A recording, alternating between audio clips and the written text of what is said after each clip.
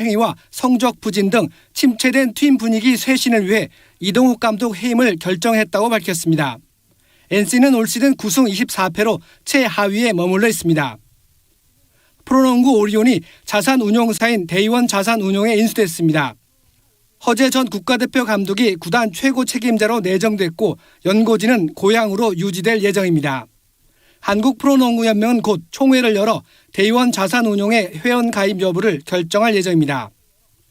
부상에 빠졌던 미국 프로야구 토론토의 류현진이 한 달 만에 메이저리그 마운드에 오릅니다.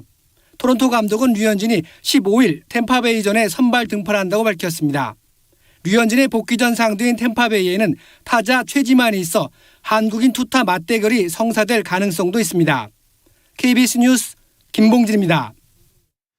오늘 밤에는 전국에 구름이 많이 낀 가운데 제주도에는 5mm 미만의 비가 내리겠습니다. 내일 중부지방은 구름이 많이 끼겠고 남부지방과 제주도는 대체로 흐리겠습니다. 제주와 영남 동해안에는 아침부터 늦은 오후까지 빗방울이 떨어지겠습니다.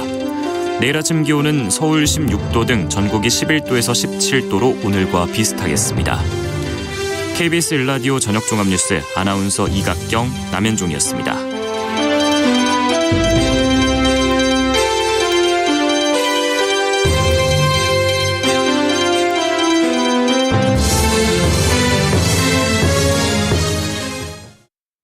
지금 시각은 7시 20분입니다. KBS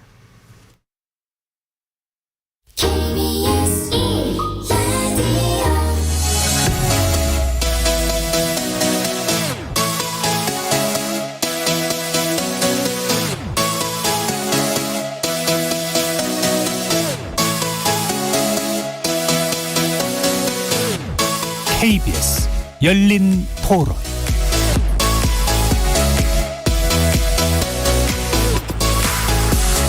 안녕하십니까. KBS 열린 토론 정준희입니다. 조민 사태가 퍼졌을 때도 비일비재한 일인데 운이 안 좋아서 걸린 케이스다라고 하는 걸 보면은 부모 찬스를 이용한 부정 입시가 좀 빈번한 것 같고 실질적인 기여 없이 그냥 이름만 등재하는 경우는 막아야 되지 않을까. 어느 정도 도움받는 건 할 수 있는데 남이 완전 대피해주고 이런 것들은 아니잖아요. 본인들의 어떤 양식이 문제겠죠. 그걸 뭐 어떻게 하려면은 돈 있는 사람들이나 권력 있는 사람들, 힘 있는 사람들이 어떻게든 해서 수익 쌓지 않겠습니까? 지금 이렇게 문제화됐기 때문에 그런 거지 사실은 너무 많이 우리가 그냥 등한시해온 문제가 아닌가 좀 한 번은 뒤집어봐야 되지 않겠나라는 생각이 들어요. 누구를 위해서든. 미성년자들이 논문을 참여한다는 그 자체보다는 교육 자체 시스템 문제 아닌가요? 특권을 가진 일부의 계층들이 누릴 수 있는 제도를 통해서 상급학기 진학을 하고 대학이라든가 입시에 도움이 된다는 그런 제도적인 문제들을 많이 조금 개선이 됐으면 좋겠다. 거리에서 만나본 시민들의 목소리 어떻게 들으셨습니까? 새 정부 내각의 인사청문회가 시작되면서 후보자 자녀들의 입시비리 의혹 등 이른바 부모 찬스 문제가 도마 위에 올랐습니다. 때마침 얼마 전 교육부에서는 최근 10년간 대학 교수들의 미성년 자녀들의 공저 논문들에 대한 전수조사 결과를 발표했는데요. 전체 1,333건 중 부정 사례 96건이 적발됐고 그중 5명은 대학 입학이 취소됐다고 합니다. 이 전수조사 결과와 처분을 두고 설왕설래가 이어지고 있는데요. 대학이 자체적으로 심의 의결을 맡은 조사인데다가 처분 또한 대학에 맡기면서 어쩌면 부실조사 혹은 제 식구 감싸기라는 비판이 나올 수밖에 없는 상황이기도 하죠. 여기에 더해 정치권에서는 범위와 시기를 넓혀 교수 자녀 전체의 논문과 체험학습 등에 대한 전수조사가 필요하다는 목소리까지 나오고 있는데요. 하지만 과연 전수조사가 이런 입시비리나 부정행위를 뿌리 뽑는 데 적합한 수단일까에 대해서는 의문부호가 붙는 것도 사실입니다. 대학들의 처분이 제각각이듯 미성년 논문 공저 행위 자체가 또 모두 부정행위로 간주될 수는 없기 때문이죠.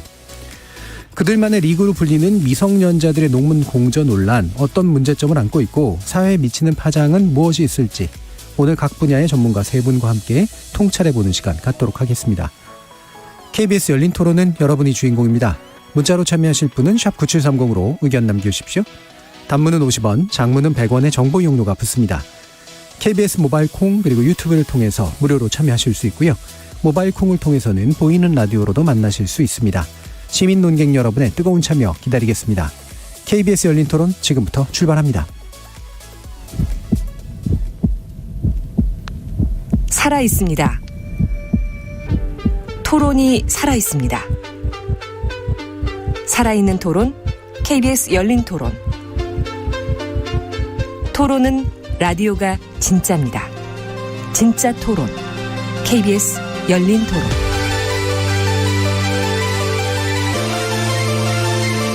오늘 KBS 열린 토론 함께해 주실 세 분 소개하겠습니다. 대학 연구윤리 분야의 또 전문가이시기도 하시죠. 엄창섭 고려대 의대 교수 나오셨습니다. 네, 안녕하세요. 반갑습니다. 그리고 청년, 계층, 지역 등 활발한 사회 담론을 이끌고 계시는 분이죠. 세습증산증사회의 조기동 작가 자리해 주셨습니다. 네, 안녕하십니까. 조기동입니다. 자, 그리고 최근에 미성년 부정 논문 그리고 입시별의 연결고리 끈질기게 취재해 오신 분이죠. 진실탐사그룹 셜록의 황정빈 기자 나오셨습니다. 네, 안녕하세요. 황정빈입니다. 자, 지금 이게 공교롭게도라고 표현을 써야 되는지 모르겠습니다만, 주요 후보자의 자녀에 관련된 논란이 나오고 있는 시기에 또 이제 미성년 저자 논문 부정 사례 전수조사 결과도 이제 나와서 사회적으로 상당한 이제 비판 그리고 혼란도 있는 것이 사실입니다. 관련 사안에 대한 세 분의 입장 내지 시각을 간단히 좀 먼저 들어보고 구체적인 논의 들어가도록 하겠습니다. 엄창섭 교수님부터 부탁드릴까요?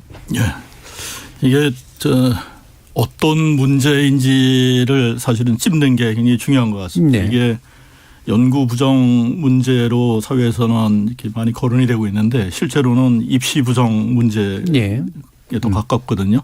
근데 입시 부정이라고 하는 걸 건드리면 너무 많이들 힘들어하니까 대신 좀 쉽게 접근할 수 있는 연구 부정으로 이제 접근한 게 아닌가 싶고요.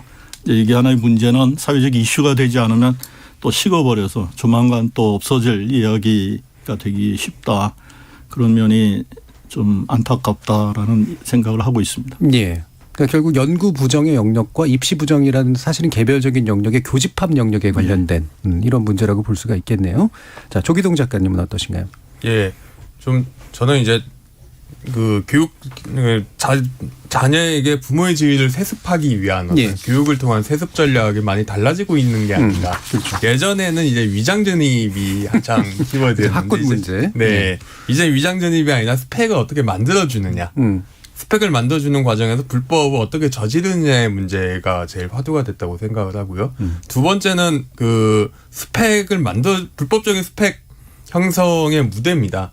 그 2007부터 2014년까지는 이 입학사정관제에 기반한 그런 게 그 많았다면 대표적인 게 이제 그 조국 전 장관 사건이겠죠. 이번에 한동훈 장관 후보자에 관련한 논란 같은 경우는 이제 해외에서 무대가 넓어진 해외 유학을 통한 엘리트 형성 과정이 크게 떠오르면서 이제 문제가 된 게 아닌가 싶고요. 세 번째는 그 과정에서 결국은 부모의 재력 문제가 아니라 부모의 네트워크와 학력과 지식의 문제. 그러니까 뭔가 무형의 자원의 문제와 함께 동시에 어머니뿐만 아니라 아버지의 적극적인 역할이 이제 드러난 게 아닌가.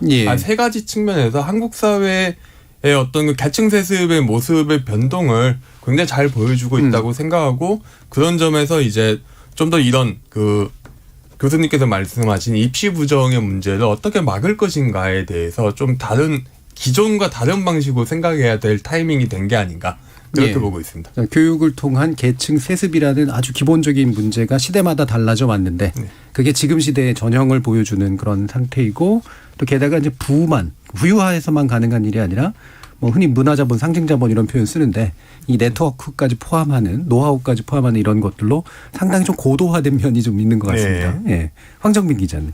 네, 저도 그 조기동 작가님의 말씀에 정말 많이 동의하고요. 사실 이 논문 부정 문제가 최근에 있었던 일이 아니라 막 10년 전에 사실 이뤄졌던 일인데 이제야 드러난 거고 그리고 3년 전에도 이미 또 한 번 또 이렇게 화두가 됐었고 근데 여전히 이제 개선점이 나오지 않고 2022년에 또다시 이렇게 이제 불거지는 반복되는 문제들 인 것 같아서 이번 기회에 이게 또 그냥 이렇게 이슈로만 확 타올랐다가 또 잠잠해지고 또 몇 년 뒤에 똑같은 문제 또 나오고 이러지 말고 좀 발전적인 어떤 사회적 논의로 이어질 수 있는 계기가 됐으면 좋겠습니다. 그렇죠. 이게 사람을 저격하는 문제가 아니라 그런 사람을 만들어낸 환경에 대한 어떤 논의가 필요한 건데 그 부분이 사람 지나고 나면 사실 싹 사라질 가능성이 되게 높아서 그래서 심층 취재하신 내용들이 굉장히 중요한 것 같아요. 굉장히 구체적인 사례들을 보여주고 싶기 때문에 애초에 취재 의도도 있으셨을 테고 또 어떻게 밝혀내시는 과정의 어떤 흥미로움 같은 거 이런 것도 있을 것 같은데 좀 말씀 좀 부탁드릴게요. 네, 저희가 처음에 이제 취재하게 됐던 거는 이제 2019년, 3년 전에 이제 교육부에서 약 800여 건의 이제 미성년 공저자 논문이 있다는 사실을 발표했어요. 그때도 이제 한번 이게 이슈가 됐었어요. 미성년 논문, 부정 논문이. 그래서 이제 그때 교육부에서 이제 전수조사급의 조사를 이제 한 거죠. 그렇게 해서 밝혀냈던 게 약 800건이었고. 근데 그 중에서 이제 연구 부정으로 밝혀낸 거는 한 30여 건 정도밖에 되지 않았어요. 나머지 건에 대해서는, 뭐 앞으로 연구 부정인지 검토하겠다, 조사하겠다. 네. 그리고 그게 만약에 부정으로 밝혀지고 그 부정한 논문이 대학 입시에 활용이 됐는지까지 뭐 수사 의뢰 등 여러 가지 방법을 사용해서 적극적으로 알아보고 활용이 됐다면 취소까지 하겠다라고 교육부에서 2019년에 네. 이미 여러 번 말을 했어요. 17년, 18년부터 시작해서. 그래서 저희는 그 보도 자료를 가지고 이제 이렇게 많아? 미성년 공저자 논문이 800건이나 돼? 이제 그 중에 그럼 연구 부정은 정말 몇 건이나 될까? 그리고 이제 작년 10월에 국정감사 때 네. 이제 또 이제 서동현 의원실에서 이제 이 서울대 교수 논문 중에 연구 부정 건수가 몇 건이 되는지 또 발표도 또 했어요. 그래서 왜 3년이나 지났는데 이게 왜 완전히 몇 건이 부정인지 안 밝혀졌지? 왜 서울대만 몇 건인지 밝혀지고 나머지 대학은 왜 다 안 밝혀졌지? 교육부는 왜 2019년에 후속 조치를 하겠다고 말을 해놓고 3년이 지난 지금 시기까지 왜 새로운 발표를 안 내놓고 있을까? 이제 거기서 이제 의문을 갖고 취재를 시작하게 됐고요. 예. 그래서 이제 이게 어떤 한두 명의 문제가 아니라 되게 많은 사람들이 되게 구조적으로 이 부정 행위를 했을 수 있겠다. 이게 단순히 한두 명의 양심의 문제가 아닐 수 있겠다. 그렇게 해서 이제 그 서동현 의원실에서 발표한 보도 자료를 가지고 먼저 이제 취재를 좀 시작하게 됐습니다. 그래서 이제 거기에는 어떤 전월명밖에 안 나와 있었어요. 예. 논문이 올라간 전월명, 부정 논문이 올라간 전월명. 그래서 그 전월을 다 찾아서 거기서 이제 미성년이 올라간 공저자 논문을 저희가 다 노가다라고 한땀 하나요? 한땀 하셨네요. 네. 그거를 이제 시간 들여가지고 다 이제 솎아내고 이제 그리고 이제 그 서울대 연구진실성위원회 결정문을 저희가 입수를 했어요. 근데 거기에는 이제 실명이 다 빠져 있거든요. 그러니까 이제 그 사람이 누군지 찾는 과정도 이제 같이 대조를 하면서 그 논문이랑 대조를 하면서 찾기 시작했고, 뭐 그래서 이 미성년 친구들은 어느 대학을 갔고 어떤 직업을 갔는지 지금 현재 어떻게 살고 있는지가 궁금을 해서 그런 부분들을 취재를 했죠. 그래서 저희가 총 4건의 사례를 취재를 했고요. 그 4건의 사례에는 이제 미성년 부정저자가 5명이 있었고요. 거기에 연루된 부정행위를 한 교수들은 8명이 있었고요.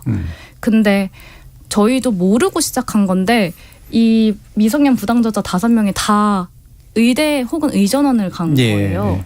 되게 좀 공교롭더라고요.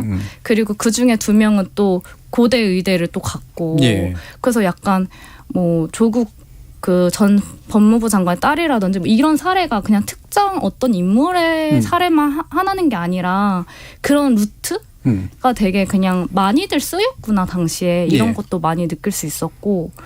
또 취재하는 과정에서 그 연구 부정 저지른 교수분들은 왜 나한테만 그러냐고 다들 그때 막 그랬는데 왜 나를 가지고 이러냐고 되게 억울해하시는 교수님들도 있고 그래서 이거는 되게 구조적인 문제구나.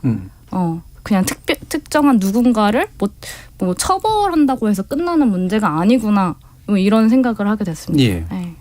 얼마나 힘드셨으면 이제 노가다라는 적절하지 않은 방송 용어를 사용해 주셨습니다만 충분히 그게 육체 노동으로서 정말 굉장히 힘든 탐사보도 하시는 분들이 정말 그런 고생들 많이 하시죠.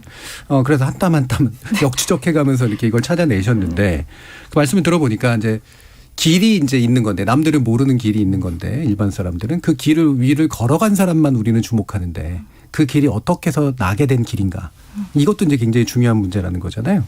근데 현재 그 이런 처분 결과가 왜 이렇게 좀 약간은 좀 부실해 보이. 이 자체도 물론 충격적이긴 한데 부실하다라고 얘기할 수도 있을 것 같아서 어떻게 보시는지 조기동 작가님 말씀 주시죠.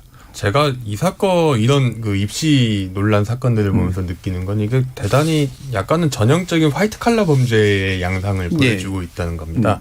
그러니까 행위 자체가 그 폭력이나 강력 범죄처럼 드러나지는 않고 그냥 저 음지에서 숨어서 아름아름 돼 있고 행동이 분절적으로 이루어지죠. 그래서 입증 자체도 굉장히 행위 입증하기도 모호하고 인과관계 추적에도 모호하고 결국 그거 할 경우에 두 가지가 있는데요. 하나는 교육부라는 단위 내지는 학교라는 단위의 감사가 어느 정도 믿을 만한 수사 결과인가, 조사 결과인가 게 첫 번째. 이게 두 번째는 화이트 칼라 범죄를 막기 위해서는 결국 법제도를 어떻게 보완할 건가의 문제를 꽤 이야기를 해야 되는데 그 부분에 대해서는 잘 이야기를 안 하고 보통 지금 이야기가 꽤 나왔습니다만 이제 행위 한 건 한 건에 대해서만 이야기를 많이 하잖아요. 하지만은 구체적으로 화이트 칼라 범죄라는 거는 대부분 이제 황 기자님 취재에서 꽤 많이 드러나지만은 이제 직접적으로 바로 안 하고 한 바퀴나 두 바퀴 돌려서 이해관계 고리를 맺으면서 이제 슬쩍 이제 불법에 안 걸리고 탈법 정도로 해서 이제 그 뭔가 이득을 취하는 경우가 많은데 그런 경우 어떻게 막을 건가의 문제에 대해서는 거의 한국 사회가 고민이 없는 맹점을 치고 가고 있다고 생각을 하고요.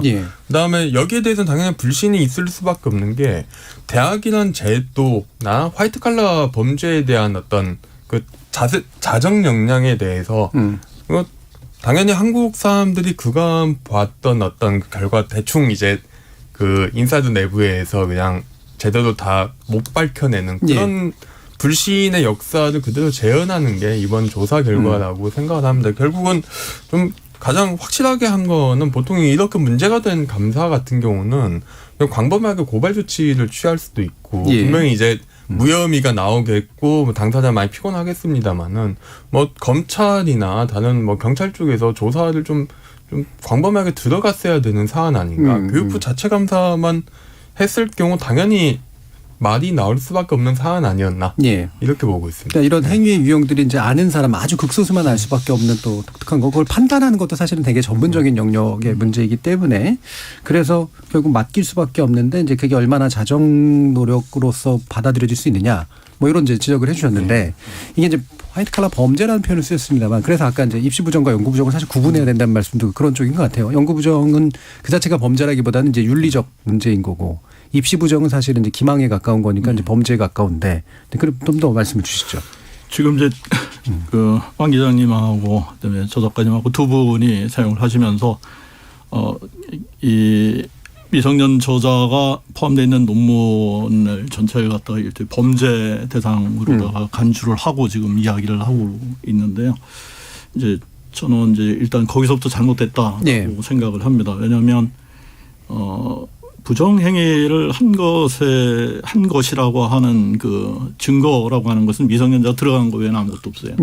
그런데 당시의 교육 시스템으로 보게 되면 과학고등학교 같은 영재고등학교 또 뭐 특목고들이 많이 생기고 거기에서는 그 학교 프로그램으로다가 이런 그 리서치 R&D 프로그램이라고 하는 것들을 대대적으로 운영을 하고 거기에는 그 과학창의재단 뭐 지금도 하고 있습니다. 과학창의재단을 통해서 정부에서 예산 지원까지 해서 고등학생은 당연히 리서치를 하고 그 결과물을 학교 내에서 발표를 하든지 뭐 경시대 나가서 발표를 하든지 그 결과물을 이제 뭐 에세이가 됐든지 논문 형식으로 만들어서 초기에는 이제 학교 내에 잡지 같은 거를 만들다가 그 다음에는 이제 그 정식 저널에다가 내용이 좋은 거는 투고하고 하는 이런 것들이 보편화되기 시작했던 시절이고요. 그리고 교육부에서 그런 R&D 프로그램을 갖다가 하라고 장려를 하면서 실제적으로다가 하지 않았던 건 뭐냐면 그 프로그램을 어떻게 운영을 해야 되는지에 대한 대책이 없었다고 저는 봅니다. 그러니까 학교에서는 프로그램을 만들었는데 그걸 지도할 사람이 없는 거예요. 그러면 누구한테 가서 얘기를 하냐면 학부모 중에서 대학교에 있는 교수들한테 얘기를 해가지고 실험실을 이용을 해가지고 이제 이렇게 이용을 하고 또 어떤 학교에서는 그런 걸 이용해서 뭐 영재반, 천재 무슨 뭐라고 그러나 워크숍 같은 프로그램을 만들어가지고 본격적으로 고등학생들을 대상으로 해서 그 실험실을 개방을 하고 연구에 참여하는 기회를 주던 그런 시절이었거든요. 그러니까 여기에서 지금 1033건이라고 하는 그 논문들 중에 상당히 많은 부분은 그런 공식적인 학교의 프로그램을 통해서 이루어진 그런 논문들이 상당히 있다라는 것이죠. 이제 그것까지도 만약에 부정행위의 목적이라고 하는 걸 갖다 두고 이야기를 한다 그러면 이제 학교에서 가르치는 어떤 시스템을 통해서 가르치는 것을 이제는 따라야 되느냐 말아야 되느냐는 원초적인 문제까지 질문을 던지게 되는 거예요. 그래서 이 중에서 뭐 상당히 그런 그 공식 프로그램을 통해서 한 것들은 일단은 배제를 하고 그리고 이제 나머지 것들 중에서 그런 프로그램이 아닌 그런 것들이 이제 부정의 가능성이 상당히 좀 있는 거라고 보고요. 그래서 여기에 최종적으로다가 뭐 96건이 이제 부정행위가 있는 거를 이렇게 발표를 한 그것의 진짜 모수. 말하자면 공식적으로다가 교육 과정에 의해서 이루어진 것이 아니고 정말로 개인적인 어떤 의도나 이익을 취하기 위해서 이루어진 것이 얼마나 되는가. 이 부분을 사실은 알아야 96건이 적은 건지 많은 건지라고 하는 것을 알 수가 있다. 이렇게 저는 생각을 하고요. 이제 되게 이제 과학하는 사람들은 이런 거 많이 따집니다. 통계를 얘기하더라도 모수가 있고. 그리고 그 중에서 실제로 이 부분이 이제 입시에 사용되어 있는 입시 부정의 문제냐 아니면 그 미성년자가 저자가 되기에 충분한 기여를 하지 않았는데 저자가 됐느냐라고 하는 연구 부정의 문제는 별개로 봐야 되는 거고요. 학교에서는 입시 부정에 대한 부분을 조사할 권한이 없어요. 그러니까 연구진실성위원회는 연구 부정에 관한 것만 조사를 하는 거죠. 그래서 그 연구 부정을 하는데 아까 이제 이 수사 얘기를 하셨습니다만 이게 당연히 수사 권한은 없고요. 조사의 권한만 있는 거고 여기에 뭐 제보를 한 사람이나 아니면 그 조사를 받는 사람이 협조를 하지 않으면 강제력 당연히 없고요. 그러니까 구할 수 있는 증거만 가지고 그중에서 누가 얘기하는 것, 누가 제시한 증거가 더 신빙성이 있는가를 가지고 이제 판단을 하게 됩니다. 그래서 어떤 경우에는 똑같은 걸 가지고도 이건 부정행위다라고 판단이 되는 수도 있고 아닌 경우도 있는데 그거는 전적으로 그 증거에 근거를 하는 것이기 때문에 나중에 추가적인 증거가 제시가 되면 그 결과는 항상 뒤집혀질 수가 있어요.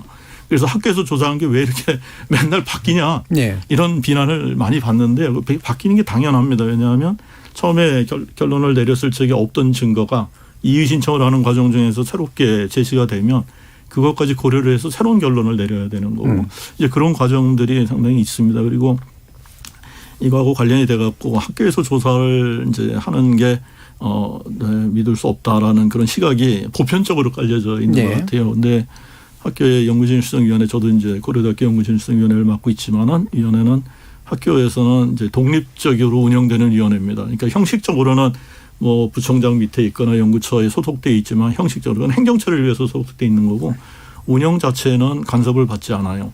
전혀 학교 쪽으로 간섭을 받지 않기 때문에 독자적으로다가 판단하고 특히 부정행위 조사를 위해서는 조사위원회라는 걸 별도로 꾸리는데 그 조사위원회는 또 연구질성위원회로부터 행정적인 그 지시관계 예를 들면 며칠까지는 맞춰주셔야 됩니다.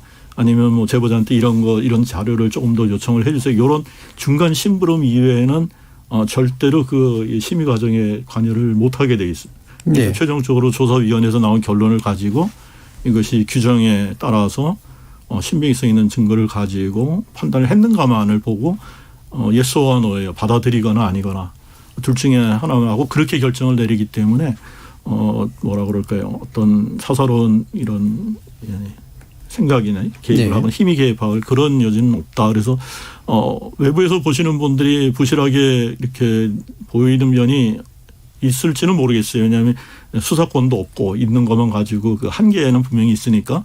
그렇지만 나름대로 다들 열심히들 하고 있어서 이런 거 신문 보도에 나오면서 이게 제 식구 감싸기 뭐 이런 얘기가 제일 먼저 나오면 참 이제 그 현장에 있는 사람으로서는 답답하기도 하고 도대체 뭘 가지고 이렇게 판단했는지 좀 자료 좀 보자 이러고 싶은 그런 마음도 들고 합니다. 그러니까 그 연구 진실성 내지 연구 부정의 문제를 이제 판단하는 거는 사실은 학계나 그 연구자 공동체의 어떤 기준에 의해서 일어나는 일이기 때문에 그 자체는 사실은 맡겨져야 될 일인 건 맞는 것 같고요. 대신 문제가 이것이 이제 부정한 다른 행위를 하는데 쓰이는 과정에서 그럴 목적으로 쓰기 때문에 이제 뭐 예를 들면 수사나 조사가 필요한 범법 행위하고 연결된 영역들이 도대체 뭐냐. 사실 이 부분에 대한 판단도 되게 중요해서 황 기자님이 취재하신 영역에서 일단 문제가 좀 있다. 사회적으로 이렇게 보실 만한 나름의 기준과 결과는 어땠는지. 방금 아레니 교수님이 말씀해 주셨는데 제가 뭐 모든 이 96건의 사례를 다 취재해 볼 수도 없고 그러진 않았지만 제가 취재한 건에 보면 주로 말씀하셨듯이 아레니가 아닌 비공식적으로 부모나 뭐 부모의 친구를 통해서 전혀 기록이 남아있지 않게 그냥 활동해서 끼워 넣어줘서 영구 부정을 판정받은 경우가 굉장히 많았어요. 그래서 말씀하셨듯이 영구 부정 판정받은 친구들 중에는 이런 공식적인 R&E 활동이 아닌 루트로 정말 뭐 부모 찬스, 지인 찬스로 들어와서 그런 남들도 얻고 싶어하는 기회를 얻은 친구들이 좀 많은 거죠. 네, 취재를 하면서 그런 게 있었고 그리고 뭐 그 연구진실성위원회 분들이 굉장히 정말 좀 조사를 열심히 해주셔서 결정문에 보면 되게 세세하게 잘 나와 있어요. 거기 보면 뭐 한 13일 나오고 뭐 논문 3편에 고등학생이 이름을 올리고 뭐 이런 경우가 있어요. 그러면은 뭐 석박사 사람들은 막 2, 3년 해도 SCI급 논문 한 편에 이름을 못 올리는데 고등학생이 뭐 얼마나 천재면 13일 실험실에 나오고 SCI급 논문 3편에 이름을 올린다는 거는 상식적으로 조금 납득하기 힘들고 그래서 이제 영구 부정 판정 또 뭐 노트나 여러 가지 어떤 자료 근거도 없고 그래서 영구 부정 판정으로 났는데 그럼에도 불구하고 계속해서 아니다 내가 기여했다 나는 14일 동안 그럴 만한 뭐 능력을 가졌다라는 식으로 뭐 반론을 하고 전혀 부끄러워하지 않고 그걸 받아들이지 않고 이러신 분들이 굉장히 많았어요. 그래서 참 이런 경우는 어떻게 받아들여야 되지? 내 취재하면서 그렇게 좀 난감한 경우도 많았고 그리고 이제 또 보면은 제가 취재한 경우는 보통 부모 논문에 바로 이름을 올려주는 경우가 잘 없어요. 그렇게 되면 이제 논문에 뭐 아빠와 딸, 아빠와 아들, 엄마와 딸 이런 관계가 바로 적혀져 있으면 이게 탄론하기가 쉽거든요. 그렇죠. 그리고 사실 연구 부정이 아니었다 그래도 이해 충돌의 문제가 있잖아요. 그 연구실에 자식을 데리고 하면 그 같이 연구하시는 분들은 사실 이거 좀 부당합니다 교수님이라고 얘기를 할 수 없는 문화예요. 그 교수님은 그 연구실의 최고 권위자거든요. 자기의 어떤 생사여탈권, 졸업 여탈권을 쥐고 있는 분이기 때문에 그렇기 때문에 사실 이해충돌 이슈도 있는 거고 이제 이해충돌 이슈를 넘어서 뭐 정말 기여도가 없는 자녀를 올려줬다 그러면 쉽게 탄로가 나기 때문에 보통은 동료 교수 논문에 끼워넣기를 합니다. 근데 이것도 되게 안타까운 게 정교수가 아닌 교수한테 부탁을 하는 거예요. 정교수가. 그러면 그분은 부탁을 거절할 수가 없는 입장인 거예요. 왜냐면 그분 품앗이가 아니라 권력이네요. 그러면. 위계에 의한 어떤 부탁인 거죠.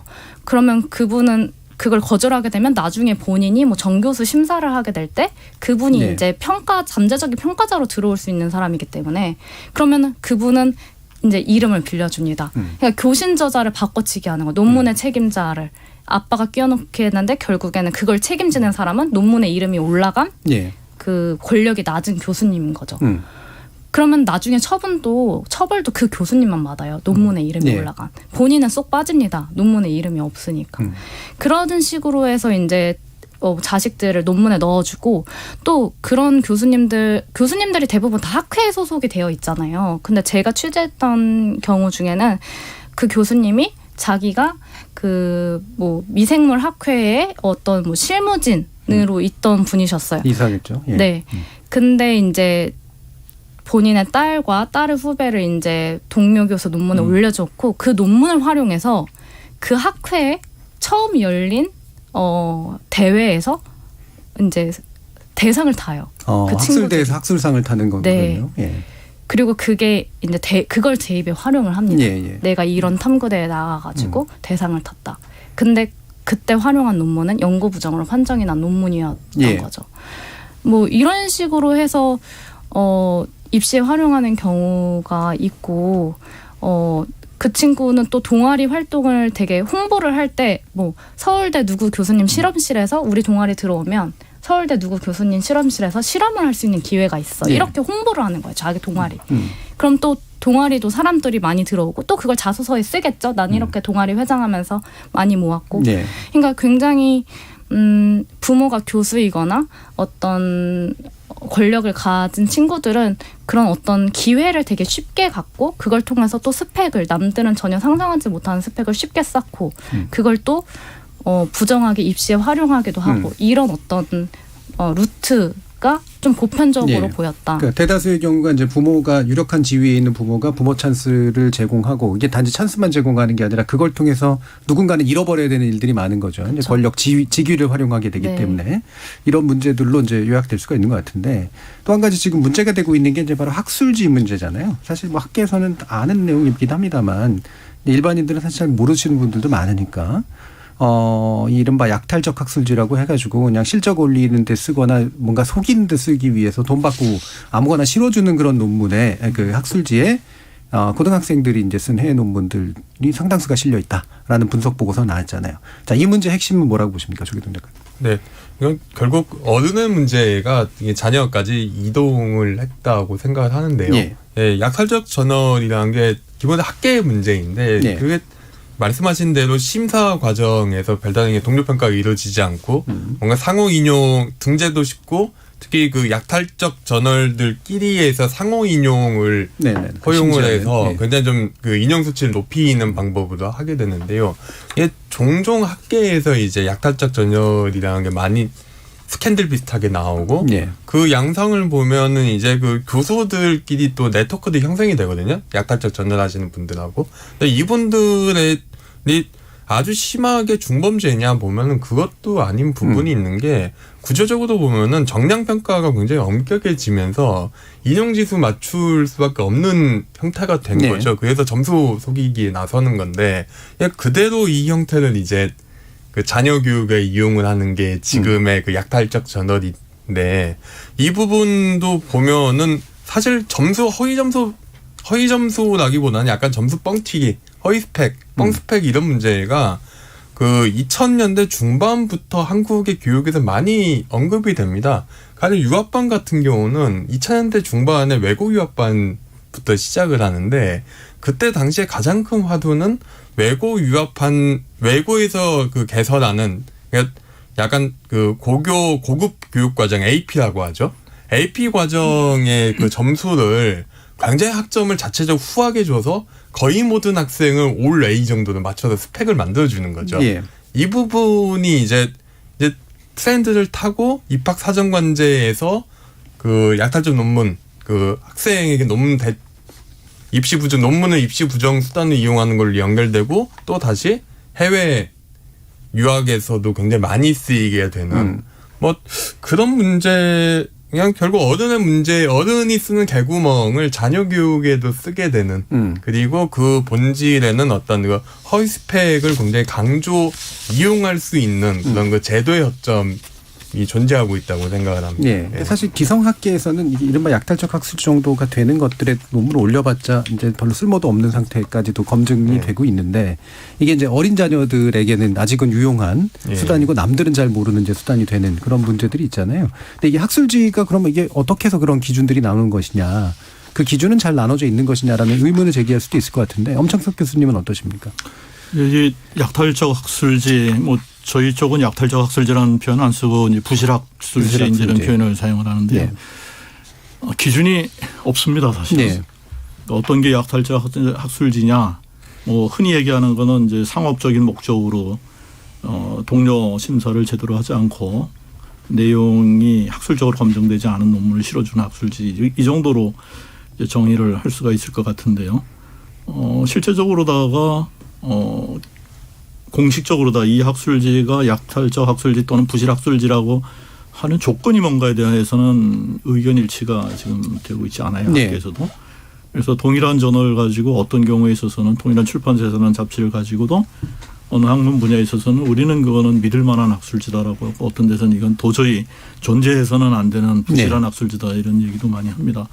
근데 기준이 모호한 걸 가지고 우리나라에서는 사실은 굉장히 큰 문제를 삼았던 게 있었죠. 그 전에 지난번 그 정부의 첫 번째 과기부 후보자가 지명 철회가 됐던 이유가 부실학회에 참석을 했던 그 이유인데 그 이유는 정부 이제 우리가 낸 세금으로 받은 연구비에서 저희 말하는 학술제 참석한다고 하는 출장비를 갖다가 허위로 집행을 했다라고 하는 그런 의혹이었습니다. 근데 그걸 가지고 언제 다 조사를 하고 뭐 징계를 하고 했습니다만은 지금까지도 과연 약탈적 학술지 또는 부실 학술지라고 하는 것이 정의가 무엇인가에 대해서는 논란이 있어요. 그럼에도 불구하고 학회에서는 이제 다들 이제 이런 정도는 조금 조심을 해야 된다라고 하는 기준들이 요즘 조금스럽게 이렇게 의견을 모아가는 그런 상황이 있습니다. 그래서 지금 여기에서 나와 있는 미성년 저자들이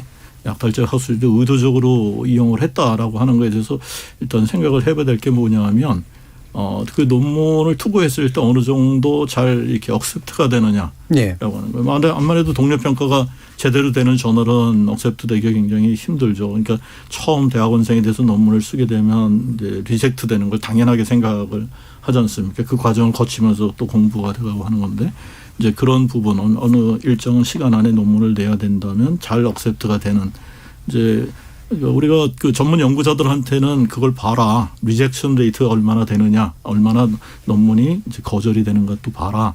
그다음에 이제 논문이 심사에 걸리는 이제 통상적으로 예측되는 시간이 있는데 그 정도의 시간이 걸리는가 논문을 투고하고 승인 또는 거절의 판정이 날 때까지 어느 정도의 시간이 걸리는가 이런 것도 이제 참고로 해가지고 결국은 책임은 본인이 지는 거다 이렇게 얘기를 하는데 미성년자들이 그걸 골라서 낼 만한 능력이 있는지는 잘 모르겠습니다. 왜냐하면 잡지 하나를 고른다고 하는 거는 엄청난 노력을 사실은 필요로 하는 거거든요. 주제부터 시작해서 이 투고 과정이다 그런 걸 이해를 해야 되는 것들이고요.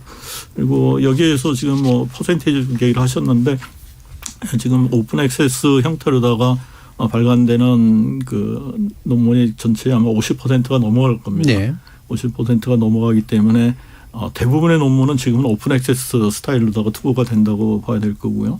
그것이 하나의 트렌드로 지금 가고 있는 거기 때문에 그 자체를 가지고 부실 여부를 만약에 판단을 한다 그러면 이건 잘못됐다. 오픈 액세스 문제는 잘못 오해된 것들이 많죠 지금. 오픈 액세스나 아니면 프린티드 버전으로 나오는 것들이나 그 중에서 실제적으로 부실한 것들도 있고 그것이 어떤 경우에는 이제 학문의 부침에 따라서 갑자기 예를 들면 요즘 코로나가 유행을 하니까 코로나 관련 논문은 굉장히 많아지거든요. 그러면 또 거기에 논문 양도 굉장히 많이 늘어나지만 또 학문이 사그러지는 그런 분야에 있어서는 과거의 영광을 누리지 못하고 또 없어지면 그러면 또 괜찮았던 게 또 부실해질 수도 있고 그래서 저희가 이제 이 부실 학술지하고 관련돼 가지고 중요하게 여기는 것은 작년까지는 괜찮은 학술지였는데 어떤 이유에서인지 이게 갑자기 올해 부실하다는 판정을 받게 되면 저는 논문을 작년에 냈거든요. 그러면 내가 낸 논문도 부실하다고 판정을 그 전까지는 제대로 된 데 낸 건데. 제대로 낸 건데 그래서 불이익을 당하는 경우들이 실제로 발생을 하고 있기 때문에 연구자를 보호하기 위해서 그런 부분에 대해서 어떻게 정보를 제공하고 판단을 하게 하고 신경을 쓸 것인가 이런 데 저희가 좀 신경을 쓰고 있습니다. 그게 포커스예요. 그러니까 어느 논문이 이게 부실 학술지에 실린 논문이다 아니다 그 자체가 중요한 게 아니고 그거로 인해서 그 연구자가 공들여서 만들어낸 연구 결과는 한 번 논문으로 내고 나면 다시 논문으로 낼 수가 없지 않습니까? 논문으로 다시 내면 그거는 이제 중복해제라는 부정행위에 해당되기 때문에 그러면 그분의 노력이 그대로 날아가 사라지는 거니까 이제 그 연구자를 보호하는 측면에서 보고 있어서 통상적으로 얘기하시는 이 약탈적 학술지가 뭐 나쁜 의도로 사용되고 하는 부분은 물론 뭐 전혀 없지는 않겠지만은 대부분의 경우에 있어서는 그런 목적보다는 선의 피해자들이 지금 이 학술 출판의 경향이 바뀌면서 많이 발생하는 게 아닌가 이렇게 그러니까 부실하냐 건실하냐를 나누는 건 사실은 절대적이기는 어렵죠. 근데 이게 이제 그래서 이게 되게 미묘한 문제이기 때문에 그냥 무조건 낙인 찍어가지고 바라볼 문제는 아니다라는 우려는 뭐 충분히 전달됐다라고 생각을 하고요. 핵심은 사실은 되게 부실하다는 거 알고 하지만 되게 쉬운 방법을 써서 여기서 스펙을 만들어서 또 다른 목적으로 이용하는 대단히 의도적인 행동들이라고 보이는 것들, 명확히 문제가 있는 것들을 갈라낼 필요는 있을 것 같습니다. 네, 그런 부분들은 황정민 기자님이 어떤 게 좀 있다고 좀 느끼시는지요? 이제 부정 논문을 이제 입시에 활용하는 케이스 같은 거를 보면 최근에 저희가 취재한 친구 중에는 이제 아까 말씀드렸듯이 뭐 탐구대회에 그걸 이용해서 대상을 탄 친구들도 있고, 또 어떤 친구는 뭐 대한민국 인재상이란 어떤 그런 상을 수상할 때 본인 경력에 그 본인이 부당하게 저자로 들어간 논문을 올려서 그걸 하나의 경력으로 인정받아서 대한민국 인재상이라는 걸 수상하고 그거를 또 이제 입시에 활용해서 이번에 최근에 그 친구는 고대 의대를 갔는데 최근에 입학이 취소된 사례가 있었어요. 그리고 그 친구는 심지어 1저자로 오르지도 않았어요. 그러니까 저자로 기여가 없는데 올라간 것도 문제지만 1저자로 올라간 것도 아니었는데 그 인재상을 쓸 때에는 자기가 이런 논문에 1저자로 올랐다라고 기재를 해서 이제 상을 탄 거죠. 이런 것처럼 논문을 그러니까 교수님도 말씀하셨지만 미성년자가 논문을 썼다는 것 자체는 잘못된 게 아니잖아요. 똑똑하면 언제든 쓸 수 있고 그거는 뭐 나라 발전은 되게 좋은 일이잖아요. 인재가 있다는 거고. 하지만 막상 취재를 해보면 정말 그렇게 순수하게 그 학문의 뜻이 있고 잘해서 그 논문에 이름을 올린 친구들보다 이런 부정한 목적을 가지고 논문에 이름을 올려서 그거를 활용해서 다른 수상을 하고 그걸 또 입시에 활용하고 이런 친구들이 이제 좀 많이 보였다는 거고요. 그리고 또 하나는 이 친구들이 예를 들어서 뭐 천문학 관련해서 논문을 썼어요. 그러면 이 친구는 우리가 흔히 생각할 때도 천문학에 되게 관심이 많고 그쪽 연구자로 나가겠구나. 대학도 그런 쪽으로 진학을 해야 되는 거잖아요. 근데 전혀 생뚱맞게 무슨 건축학과라든지 뭐 생뚱맞은 문과로 뭐 이렇게 진학하게 되는 경우만 봐도 이 친구가 이 논문을 정말 관심 있어서 한 게 아니라 부당하게 활용하려고 했다는 게 보이고 또 최근에 그 뭐 강태영, 강도현 연구자님이 또 그 조사한 데이터로도 또 나와 있어요. 그분들이 이제 2001년부터 2021년까지 뭐 국내 고등학교 소속으로 작성된 해외 논문을 이제 뭐 조사를 해봤더니 그 중에 해외 논문에 투고를 한 학생의 한 60%가 논문을 한 번만 쓰고 그 다음 논문은 거의 나오지 않았다는 거죠. 고등학생 때 딱 한 번만 쓰고. 그런 친구를 우리가 저 친구가 진실한 연구자로 이 논문에 참여했다고 믿기는 어려울 수 있는 상황인 거죠. 뭐 제가 이제 자연과학이 아니라 인문사회과학을 하는 사람이라서 그런지 모르는지 저는 R&E라고 부르는 컨셉, 그러니까 연구를 견습화시켜서 교육의 일종으로 하고 그 결과를 굳이 퍼블리시하게 만드는 게 아이들을 좋게 만드는 길이 전 아니라고 믿거든요. 물론 이제 과학 분야에서는 굉장히 영재나 이런 분야에서는 그럴 수도 있지만 논문을 쓰는 행위가 왜 그런 식의 행위가 돼야 되는지도 저는 물론 이해가 잘 안 가긴 합니다만 어쨌든 우리나라에서 만들어지는 교육의 체계 그리고 그거를 스펙으로 쓰게 만든 어떤 입시 구조의 문제가 현재의 이런 되게 부정한 행위들을 좀 조장한 면들에 있어서 그 부분을 좀 주목해서 바라볼 필요가 있는 건 맞는 것 같고요. 일단 청취자 문자 들어온 것들이 좀 있어서 한번 들어보고 이후 논의 좀 이어가도록 하겠습니다. 정희진 문자 캐스터. 네, 지금까지 청취자 여러분이 보내주신 문자들 소개합니다. 7817님. 입시 제도를 불공정할 수밖에 없도록 만든 세력이 문제입니다. 학생들의 미래를 위한 합리적인 제도 개선이 아니라 정치적 목적에 의해 보여주기식으로 제도를 만들어서 편법을 통한 입시 비리가 만연해진 게 아닐까요? 곰돌이 푸우님. 물론 반짝이는 아이디어와 능력을 가진 미성년 과학 인재들을 키우고 지원해야 하는 건 사실입니다. 그런데 우리나라는 이런 인재 관리보다는 대학에 잘 보내는 것이 목적이 되는 사회입니다. 우리 사회의 학벌 위주, 학벌 우선주의부터 해체해야 한다고 봅니다. 4222님. 후보자들은 많이 배우고 돈도 많고 아쉬울 게 없는 위치에 있는데 왜 미성년 자녀까지 불법을 동원해서 자신의 위치를 세습하려는 건지 이해하기가 힘듭니다. 이창영님. 미성년 논문 전수조사는 매우 의미 있는 조사입니다. 황정빈 기자의 취재는 금수저들의 입시 부정에도 어쩔 도리가 없었던 소위 서민들, 돈 없고 백 없는 사람들의 가려운 부분을 해결해 줄 수 있습니다. 입시 브로커들이 있다면 내부 고발이 필요한 시점입니다. 라고 해주셨고요. 박종성님. 일부 부유층들만 알고 그들끼리 밀어주고 끌어주고 보호해주면서 성공과 부까지도 나눠 갖는 그들만의 세계를 어떻게 밝혀내고 또 해체시킬 수 있겠습니까? 혜택을 누리는 이들이 이 카르텔을 밝혀야 할 위치에 있게 될 텐데요. 박민호님, 교수의 대학원생에 대한 생사 여탈권은 상상을 초월합니다. 졸업하고 나서도 졸업을 취소시킬 수 있어요. 그것도 10년이 넘어서도 말이죠. 그렇기 때문에 연구실 내에서 교수는 왕이고 교수의 지인이나 지인의 자녀가 논문에 참여하고 이름을 올리더라도 제보를 할 수가 없습니다.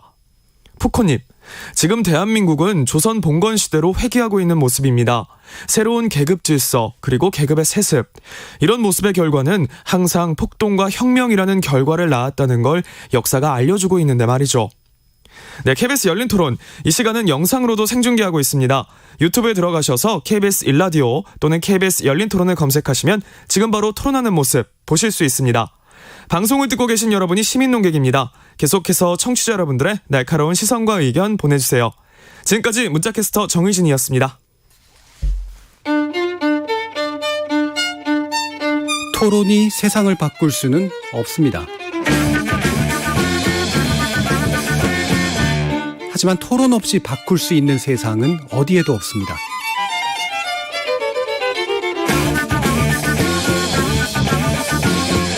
세상의 선한 변화를 갈망하는 당신, 정답이 아니라 질문의 힘을 믿는 당신, 우리 KBS 열린 토론에서 만납시다.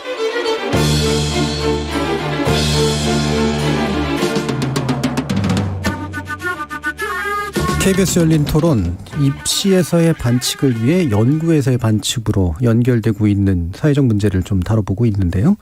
진실탐사그룹 셜록의 환정빈 기자, 그리고 조기동 작가, 엄창섭 고려대 의대 교수, 이렇게 세 분과 함께 하고 있습니다.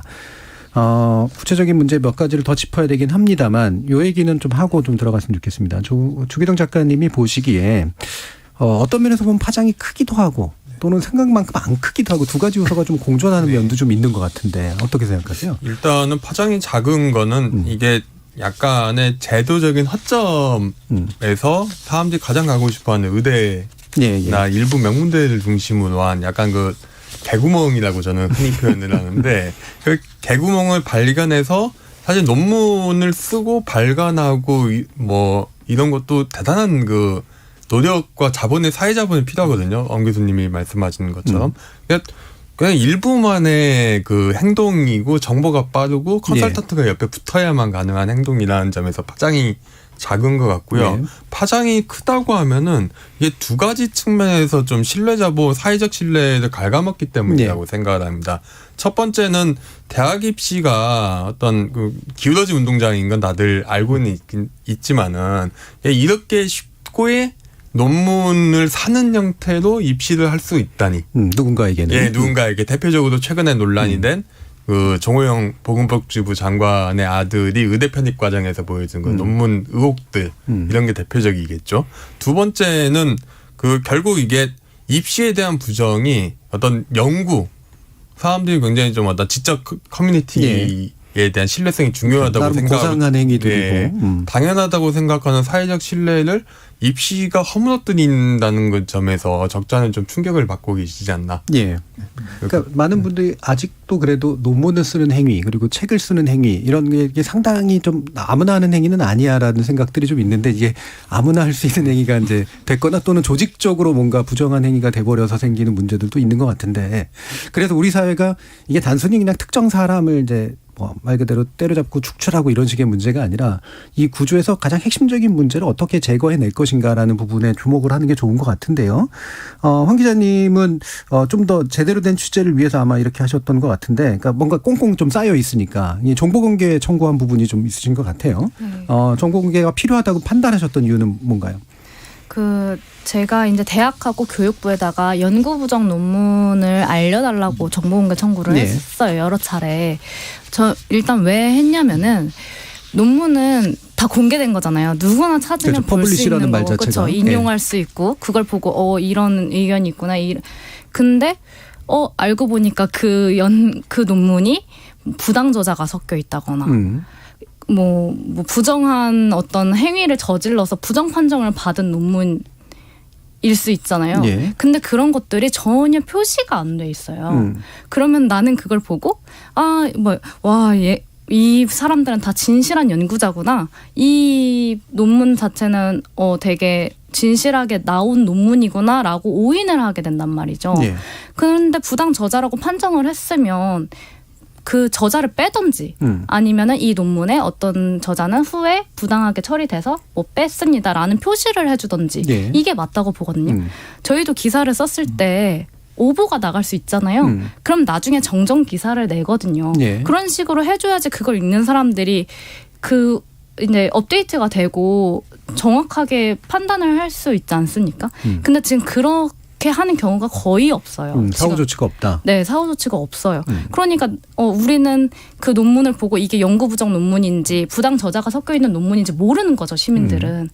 그래서 그 연구 부정 판정 받은 논문이 뭔지 알려달라고 했는데 이제 대학 측에서나 교육부나 이제 뭐 개인정보 침해다라고 해서 이제 말을 해주지 않는 거거든요. 예. 근데 뭐 사람 이름을 알려달라고 한 것도 아니고 그냥 논문 제목만이라도 알려달라고 말을 한 건데. 논문 제목 알려주면 이름은 알게 되겠죠.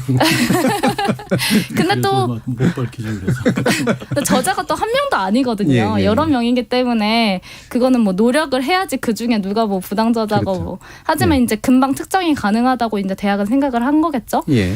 그리고 근데 저는 이걸 공개해야 된다고 생각하는 이유가 또 뭐냐면 논문을 쓸 때 사비로 연구를 하는 게 아니거든요.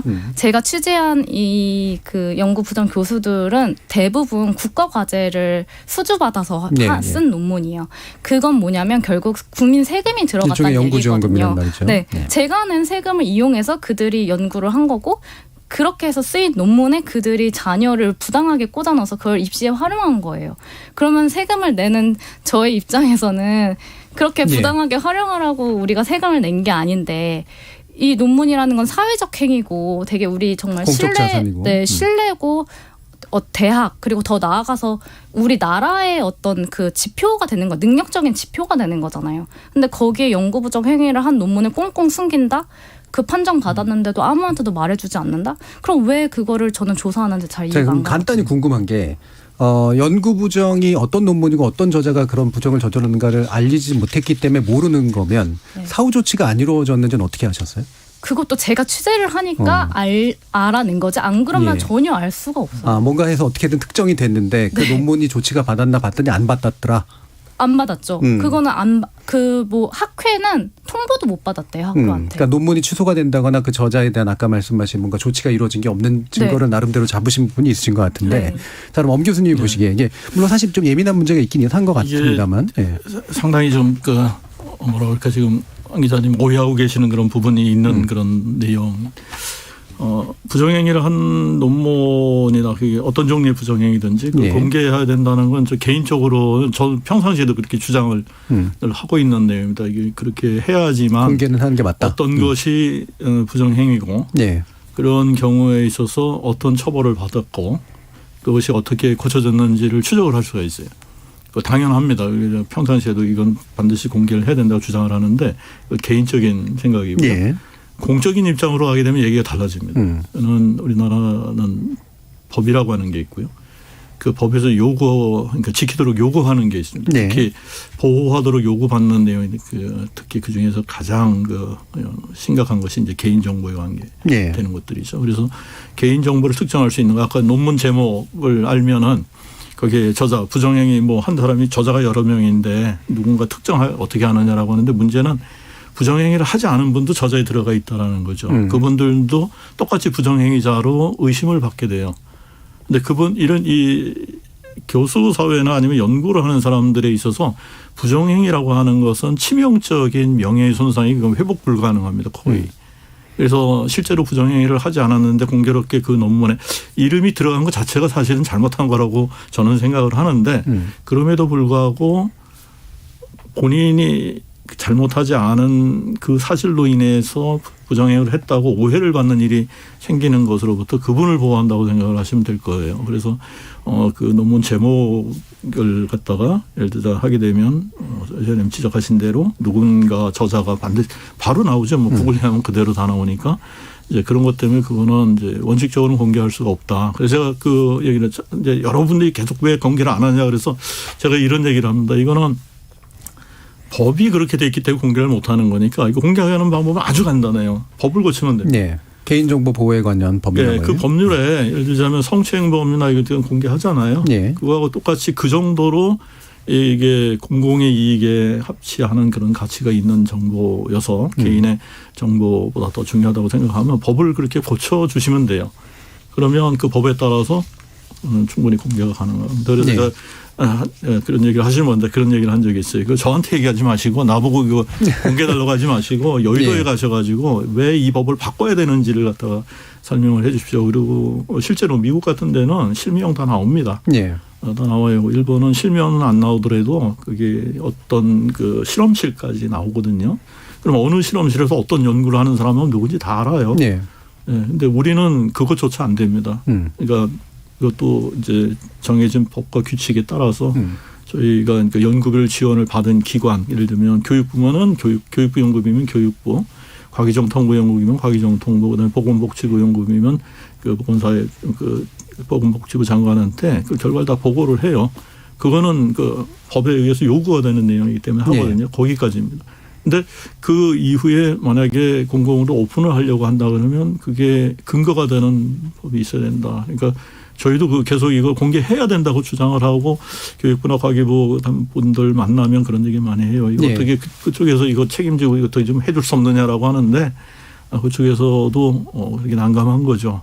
그러니까 이 부분에 대해서는 사회적으로 조금 더 논란이라기보다는 좀 더 논의가 있어서 좀 해결 방법을 찾으면 좋지 않겠나 이런 생각을 합니다. 저도 이제 황 기자님 지적하신 것처럼 이거 정보 공개, 그러니까 적어도 연구 부정 행위에 관한 한은 이거를 막아야 될 이유가 없다고 저는 생각하거든요. 예. 그건 알겠습니다. 개인적인 겁니다. 자, 그럼 조기돈 작가님은 이게 뭐 이른바 이익 그 형량이라고 이제 그러잖아요. 예. 과연 공개로 얻어지는 어떤 사회적 이익과 아닌 것과. 저는 좀 약간 그 엄 교수님이 처음에 말씀하신 어떤 입시 부정 사건과 연구 부정 사건 분리해서 봐야 된다고 생각을 하는데, 그러니까 미성년 논문이 문제가 아니라 지금 문제가 되는 건 그 미성년자가 논문을 이용해 본인이 쓰지 않는 논문이죠. 정확히 말하면 쓴 논문이 아니라 쓰지 않는 논문을 쓴 것처럼 꾸며서 입시에 한 어떤 그거는 이제 피해자가 발생하기 때문에 문제가 되는 거거든요. 그 경우에는 공개는 할 수도 있을 것 같다. 뭐 그리고 대신에 그 연구 문제가 아니라 어떤 판결문의 형태로 공개돼야 되겠죠. 예. 그리고 그 부분에 대해 판결문이 공개 안 되는 건 아시잖아요. 예. 예. 하지만 뭐 그렇기 때문에 그렇게 기록은 남는다. 기록은 남죠. 예. 기록은 남죠. 뭐 그렇게 좀 어떤 불법적인 입시에 있을 경우에는 좀 굉장히 좀 엄격하게 따져봐야 되겠지만은 그렇지 않을 경우 단순하게 미성년인데 논문을 썼거나 아니면 좀 약간 그 논쟁의 여지가 있는 영역의 경우는 과연 공개를 할 수가 있는가? 그러니까 대표적인 게 이제 오픈 액세스 논문이 자꾸 이야기가 많이 됐는데 그게 따지고 보면은 그 지상파 방송에 출연을 안 하는 대신에 유튜브 방송 출연하는 거하고 똑같은 거잖아요, 일종의. 이게 논문은 전통적인 논문을 어떤 그 동료평가 있는 논문을 지상파나 이런 그 라디오 방송 출연이라고 본다면 거기를 이용하지 않고 본인이 직접 이제 유튜브 같은 플랫폼을 통해 가지고 이제 콘텐츠를 내보내는 그런 정확히 그렇지는 않습니다. 예. 비슷한 급인데도 오픈 액세스를 채택하는 경우가 있고 아닌 경우도 있기 때문에. 예, 그렇죠. 예. 예. 뭐 그런 경우까지 일일이 과연 규제할 수 있는가? 그리고 대표적 학문 공동체 행위는 이제 사법적인 영역이 아니라 동료 평가는 어떤 그 평판의 영역으로 관리를 해왔던 게 규율의 실상이기 때문에 약간 좀 입시 부정이 좀 심각한 문제이긴 하지만은 이 문제는 이제 입시 제도를 바꿔야 되는 문제지 연구 제도를 바꿔서 이게 해결될 수 있는 문제인지는 좀 의구심을 갖고 있습니다. 예. 그러니까 사실 보통 분들은 이 연구 윤리라고 하는 영역과 불법의 영역을 이제 사실 혼동하시게 될 측면들이 좀 분명히 있긴 있죠. 이 안에서 이제 말 그대로 훌륭하지 않은 연구자로서 행동했다라고 하면서 사실상 그 안에서 활동할 수 없게 만들어지는 그런 윤리적인 영역과 이거를 단죄하고 그거를 대중에게 공개해서 또 명예까지도 이제 손상되게 만드는 그런 것이 올바른 어떤 영역과는 좀 구별될 필요는 분명히 좀 있는데, 사실 이게 이제 만약에 광범위하게 이루어졌고 이게 계속해서 된다면 어떻게 그러면 이 문제를 교정할 수 있는가라는 문제하고 좀 연결이 되는 것 같아요. 기본적으로 어떤 좀 교정 방법들이 좀 가능하다고 좀 보시나요, 공 교수님? 연구 부정 얘기인가요? 입시 부정 얘기인가요? 뭐 둘 중에 편한 걸 얘기하셔도 괜찮습니다. 지금 이제 예를 들면 미성년 공저자에 관한 예. 연구 부정 문제는 이미 해결이 됐다고 저는 생각합니다. 왜냐하면 이제는 이제 어느 대학 교수가 아무리 그 똑똑한 학생이라도 실험실에 데리고 들어가는 그런 일을 할 사람은 없다라고 봅니다. 이건 이미 끝났어요. 그러니까 그 문제는 그러니까 왜 이런 일이 해결이 안 되고 계속 있느냐라고 걱정하는 건 기우라고 생각을 합니다. 그다음에 이제 이거는 이제 실제로 문제가 되는 거는 이제 입시하고 관련되는 문제는 이거는 입시 제도를 어떻게 바꾸든지 간에 대한민국의 대학이 없어지지 않는 한은 새로운 형태의 부정은 계속 발생할 수밖에 없고, 그걸 예측해서 막으라고 요구하는 건 너무 무리다. 예를 들면 제가 이제 농담 삼아서 그런 주장하신 분도 있죠. 서울에 있는 그러니까 모든 국립대학교를 서울대학교로 바꿔라. 이렇게 주장하신 분도 있고. 근데 이제 앞으로 현실적으로 보게 되면 학생 숫자가 대학 입학생 숫자가 계속 줄어들잖아요. 많은 학교들이 이제 존폐의 그 갈림길에 놓이게 될 거고, 뭐 서울에 있는 큰 대학교들이라고 해서 뭐 예외는 아닐 겁니다. 소위 말하는 이제 이 캠퍼스를 가지고 있는 대학교들이 이제는 거의 없어질 거가 예상되는 상황에 입시로 인한 부정이라고 하는 것이 과연 이제 얼마나 더 있을 건가? 조만간 없어지겠죠. 그러나 그때까지라도 한번 본다면 저는 그 정부의 간섭이 없어져야 된다고 생각을 합니다. 그러니까 입시에 있어서 우리나라 실패의 가장 커다란 원인이 정부가 사교육을 없애려고 시도한 데서부터 발생했다고 보고 있거든요. 그거로 인해서 입학사정관제도를 만들었는데, 입학사정관제도라고 하는 게 학생의 그러니까 말하는 전인적인 평가를 통해서 가능성을 보고 학생을 선발한다는 굉장히 아름다운 그 표현, 그 뒤에 숨겨져 있는 것은 학교에서 뽑고 싶은 아이를 학교에서 제시하는 조건으로 평가해서 뽑는다라는 게 숨겨져 있는 거거든요. 그런데 그걸 못하게 하는 거잖아요. 그러니까 제도는 네 마음대로 뽑아라라고 하면서 실제적으로 네 마음대로 뽑으면 안 돼라고 하는 걸 만들어 놓는 이런 표리부동한 제도 자체가 문제라는 거죠. 그러면 그 답은 뭐냐? 실제로 학교에서 책임을 지고 뽑고 문제 생기면 학교에서 책임지고 그다음에 거기에 대해서 어떤 처벌도 학교에서 받는다라고 하는 이런 신뢰가 형성이 되고 그 자율권이 대학으로 주어지면 입시 부정의 문제는 상당히 줄어들 거라고 생각을 합니다. 연구 부정 문제는 사실 적어도 미성년자 논문에 공저자로 참여하는 건 이미 사실은 이제 창피를 당할 만큼 당했고, 그래서 이걸 통해서 오히려 괜찮은 학생이 있어도 아예 안 쓰게 되는 그런 일도 이미 갔다는 거죠. 굉장히 어쩌면 우리나라에 있어서 큰 손실 중에 하나라고 생각을 합니다. 왜냐하면 여기에 그 미성년 공저자가 됐던 1,033명의 학생 중에 만약에 단 한 명이라도 정말로 20년, 30년 뒤에 노벨상을 받을 만한 인재가 있었다면, 그리고 그 친구가 아까 황 기자님 지적하신 것처럼 만약에 이 천문학에서 건축학으로 옮겼는데 그것이 그런 계기가 되는 만약에 내가 해보니까 이건 아니더라라고 해서 도전 방향을 선택할 수 있는 그런 기회가 혹시라도 있었다고 한다면 이제는 그 기회마저 없애버린 거거든요. 그래서 그런 면에서는 좀 안타깝다. 그래서 제가 이 과학창의재단에서 올해도 그 학생 리서치 R&D 보고서가 나왔는데 그 몇 년 전에 나온 거하고 그걸 제가 이렇게 비교를 해보면서 이제 차이점이 뭐냐면 몇 년 전에 나온 거는 학생들 이름이 있고 지도 교사들이 있고 그다음에 지도 교수가 있었습니다. 근데 올해 나온 거에는 한 20여 편 되는 논문 중에 학생들 이름이 있고 지도 교사 이름이 있고 밑에가 없어요. 이제는 교수 중에서는 아무도 안 한다는 거죠. 과연 이것이 어떤 임팩트가 있는지에 대해서는 조금 고민을 할 필요가 있다는 생각을 합니다. 입시 부정의 문제는 근본적으로는 대학에게 선출권을 주는 것이 맞다. 학생 선출권을, 선발권을. 그쪽이신데 사실 우리나라 정서상 이게 참 어려울 것 같긴 해요. 지금 고태웅 님도 대학에게 자율권을 주면 입시 부정이 없을 거라는 말씀은 저는 동의가 안 되네요라는 그런 말씀도 주셔서 이게 오히려 그 안에 이제 그들만의 리그에서 오히려 더 큰 부정이 일어나는 거 아니야? 뭐 이런 우려 같은 것 이런 것들이 이제 많이 또 작동화 된 측면들이 있어서 참 난감한 문제이기도 한 것 같습니다. 신뢰를 못하기 때문에 그렇죠. 서로 못 믿는 어쩌다가 그런 사회가 됐는지 모르지만. 그래서 만약에 이제 그 신뢰를 허문 일이 있었다면 거기에 대한 철저한 어떤 책임 추궁이 있어야 되는데 그냥 단순하게 뭐 책임을 묻는 정도가 아니라 아예 학교 문을 닫게 하는 정도의 강력한 책임 추궁이어야 된다고 생각합니다. 네, 알겠습니다. 자, 그러면 조기동 작가님은 어떤 식의 규정이 좀 가능하거나 필요하다고 생각하세요? 지금 현재 이제 입시에 활용이 되는 이런 논문 사실 이제 공저자가 아니라 단독 저자로도 해버리는 일들도 있으니까. 저는 지금 이제 문제는 오히려 논문보다도 각 학교에서 하는 공모전이라든가 이제 학종으로 바뀌면서 학내 프로그램에서 이제 다른 스펙들 많은 걸 해야 되는데 그 스펙이 만들어진 과정이 근본적으로 따져보면은 입학사정관제 시절하고 크게 차이가 나지 않습니다. 왜냐면은 그전에는 이제 논문을 냈지만 이제 학내 공모전용 그 작품을 만드는 거죠. 아이 프로그램 같은 걸 위해서.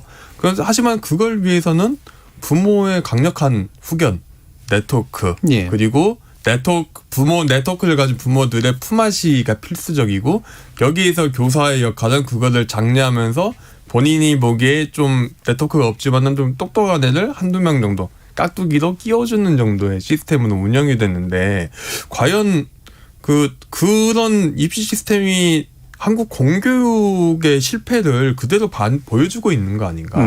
과연 영재교육 프로그램들이 운영이 된다 그러지만은 대부분의 영재교육 프로그램은 사교육의 결과로서 공교육을 할 수 있는 권한, 액세스, 접근한 거지 공교육에서부터 뭔가 그렇게 영재를 만들어내지는 못하거든요. 그러니까 당연히 이제 입시부정이 제2, 제3의 입시부정이 생길 수밖에 없는 거죠. 좀 이 부분에 대해서 한국의 공교육은 중등교육에서 과연 괜찮게 유지 가능한가? 과연 그렇게 탁월성을 길러낼 수 있는가? 그 부분에 대해서 좀 근본적으로 질문을 던져봐야 되지 않을까? 그러지 않으면 계속 비슷한 양상의 비슷한 부정 내지는 비슷한 제도에 대한 신뢰하지 않음, 불신이 계속 퍼져나갈 거라고 생각합니다. 공교육제도 안에서 어떻게 탁월성을 기르고 또는 이제 검증하고 판단하게 만들 것이냐 이 부분이 더 중요한 문제 같다라는 말씀을 주셨는데요. 이제 시간이 거의 다 돼서 이제 마무리 발언할 시간이긴 합니다. 혹시라도 강조해주고 싶으신 부분 있으시면 한 1분 정도로 말씀 주시면 좋을 것 같습니다. 황정민 기자님부터 듣죠. 네, 입시 제도랑 연구 제도를 나눠서 말하자면, 입시 제도 같은 경우에는 아까 말씀하셨듯이 논문은 이제 거의 끝났어요. 이미 다 대입해서 못 쓰게 했기 때문에 아마 시도도 안 할 거예요. 필요가 없으니까. 정말 할 친구들만 하겠죠. 그리고 이게 부정이 쓰였냐 안 쓰였냐보다 기회의 차이가 되게 큰 것 같아요. 누군가는 기회를 쉽게 얻고 경험을 쉽게 얻고 누군가는 그런 기회가 있는지도 모르고 경험을 할 수도 없는 그런 문제가 있어서 좀 입시에 관련해서 입시 정보를 모두가 조금 이런 기회가 있어라는 거를 좀 다 특권층만 아는 게 아니라 다 좀 알 수 있게 하고 그걸 운영하는 방안을 좀 투명하게 하는 그런 방안이 좀 필요할 것 같고요. 연구 쪽에서는 교수님께서 더 잘 아시겠지만 어쨌든 학계 측에서도 조금 더 자정자격이 조금 더 필요할 것 같아요. 이렇게 부당 저자가 섞여 있는 논문을 이렇게 쉽게 심사해주거나 이렇게 부정으로 판정이 됐어도 차후에 부당 저자로 수정을 한다거나 혹은 리트렉션 하거나 이런 걸 잘 하지 않는 이런 부분에 대한 좀 자정작용도 필요한 것 같고요. 알겠습니다. 블라인드 평가라서 또 쉽지는 않긴 합니다만 엄창석 교수님도 말씀 주시죠. 그래서 오늘 못한 얘기 하나만 좀 하고 가겠습니다. 짧게 지금 이 미성년 공제작권하고 해가지고 교육부에서 전수조사를 했는데요. 이 전수조사가 저는 상당히 문제가 많다고 생각합니다. 특히 연구부정하고 관련돼 있어서는 조사의 원칙이라고 하는 게 있어요. 이거는 특정인의 특정 행위에 대한 의혹이 있어야 되고 그 의혹에 대한 증거가 있은 다음에 조사를 해야 되는데 교육부에서 강제로 미성년자가 이름에 들어가 있다는 이유로 부정행위자로 간주를 해서 전수조사를 시켰죠. 그것 때문에 각 대학교 엄청 고생했고 교육부 담당자들도 엄청 고생을 했고 한국연구재단 과기정통부 엄청 고생을 했습니다. 그런데 그렇게 고생을 하면서도 그렇게까지 하고도 욕먹고 있잖아요. 제대로 안 하고 있다고. 그런데 그게 오는 결과는 굉장히 커요. 그러니까 학교 측에 있어서는 조사를 열심히 하고도 제대로 하지 않았다라고 하는 그런 이제 욕을 먹고 하는 거고, 그다음에 또 실제로 돈도 엄청 많이 들어갑니다. 그거 조사하는데. 그러면서도 그 한계가 분명히 있는 거고. 그래서 이런 일이 벌어졌을 때 사회적으로 문제가 된다고 전수 이렇게 하지 말고 그 중에서 실제적으로다가 문제가 될 만한 내용을 조금 더 이렇게 포커싱 해갖고 네. 아까 그 말씀하신 것대로 정말로 법적인 그런 의혹이 있는 거라고 한다면 이건 수사 의뢰를 하거나 왜냐하면 교육부도 저희도 수사권이 없어요. 저희 조사권밖에 없으니까 그렇게 해갖고 문제를 해결을 하지. 그나마 굉장히 열심히 노력하고 있는 많은 연구자들을 다 일종의 준범죄자 내지는 비윤리적인 그런 사람으로 몰아가는 행위는 좀 자제가 되었으면 좋겠다 이런 알겠습니다. 바람으로 말씀을 드리고 싶습니다. 네, 마지막으로 조기동 작가님. 네, 좀 저는 일단 그 입시제도에서 어떤 그 배우신 분들 엘리트층들이 입시제도 해킹하는 능력은 언제나 타고나기 때문에 그 점을 해킹을 했다. 그 점을 언제나 고려를 하면서 입시제도를 설계할 수밖에 없다고 저는 생각을 하고요. 두 번째는 이걸 단순하게 어떤 교육과 연구의 문제를 어떤 입시적인 공정의 문제 내지는 그냥 정치화된 문제로만 볼 것이냐 아니면은 뭔가 좀 제도를 잘 바꿀 수 있는 문제를 볼 것이냐 분명히 좀 후자에 대한 고민은 많이 없는 것 같아서 그 점이 좀 약간 지금의 논의를 보면 많이 안타깝습니다. 알겠습니다. 자, 오늘 토론 세 분 함께해 주셨는데요. 오늘 함께해 주신 조기동 작가님, 황정빈 기자님 그리고 엄창석 교수님 세 분 모두 수고하셨습니다. 감사합니다. 감사합니다. 윤리라고 하는 건 단지 도덕적 선과학의 문제가 아니라 특정 직업이나 사회 영역이 독자성을 갖고 존중받도록 만들어주는 근거입니다. 의료 윤리를 지키지 않는 의사가 수술대에 설 수 없는 일이고 법조 윤리를 무시하는 법조인에게 법을 맡길 수 없는 거죠. 따라서 연구 윤리가 무시된다는 건 연구 결과로서의 논문에 대한 신뢰성을 허무는 일이고 학자와 연구자에 대한 사회적 존중을 폄하로 바꾸는 시작점입니다. 그래서 지금 상황을 혹시라도 작은 해프닝 정도로 여기는 분이 있다면 묻고 싶습니다. 학원과 대학이 그렇게 우습던가요? 대체 누구의 잘못인 겁니까? 지금까지 KBS 열린 토론 정준이었습니다.